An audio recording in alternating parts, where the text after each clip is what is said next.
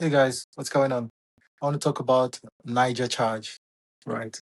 Sorry about the weather, by the way. It's horrible. I'm not sure if you can see the rain. It's actually rainy and very, very cold here. But it's really cool. Again, people are just going for cycling there. It's really nice. Great summer day up in the mountains. Guys, get some fresh air. Enjoy the weather. Enjoy the green atmosphere as much as possible. And while we're on the topic of greenery, yeah, greenery and the mountains and nature, I want to talk about Niger Charge. So Niger Charge is one of my babies. Just started this, and it's official now. So I'm always going to talk about this online. I have a station now. This is my station where I talk about the here's where we talk about generally how things go. We talk about specifically how we're going to launch our solar channels, our solar panels across Africa and Asia.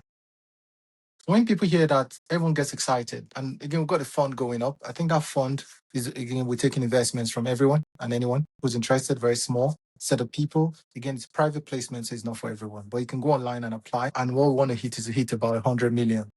What we do is we go out and we buy solar channels, solar charging units, and lease that out to SMEs across Africa and across Asia. And because the problem is most of these guys don't have phone chargers. There's no electricity to charge their phones. Again, we can go and just charge our phones wherever in Europe or in the US or Australia, wherever. But most of these guys don't have that power, which is a problem, especially if you're relying on it.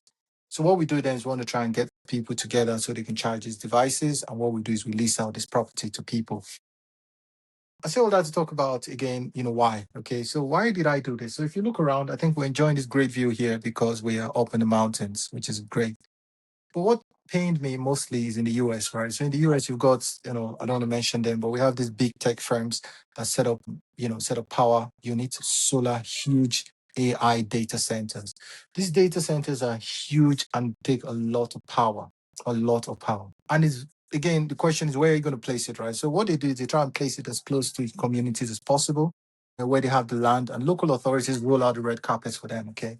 Because they get discounts. But people suffer. So these guys out here, if you're out and you're enjoying fresh air, enjoying your water bill, not a problem. With big tech coming and big tech go ahead, sorry, just shutting the door there. A big tech comes in and they go ahead and place these units beside you. It costs money, right? It costs time, it costs everything to put together. So in my opinion, I think it's something that we need to watch out for. It's something that we can do better with. So what we're doing with us is we're making it distributed and we're making it closer to people to reduce latency. In the sense that if you're trying to access the internet and your internet is your data center is in Texas, that means whenever you talk, it has to go all the way to Texas and come back to you, right? Especially if it's AI as well. The AI calculation has to be done before it comes back to you on your phone. So things like that I think is important where we want to try and change and want to make these things closer to people. So we'll have these solar units that you can hire.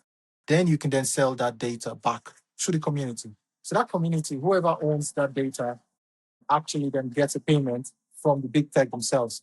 It's a good way to make money, at least for the SMEs, for the small, medium enterprise owners. It's also a good way as well to make sure that data is distributed across the world, not just in one location. Because that's the problem we have, right? If data is only in Texas, then only Texas is where most of the unit goes into. It also causes a problem in terms of cost for the community.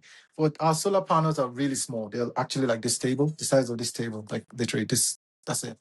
And what happens then? A user can go in and actually have a solar panel where you convert that solar power down to electricity. And the electricity is used to charge phones for the community.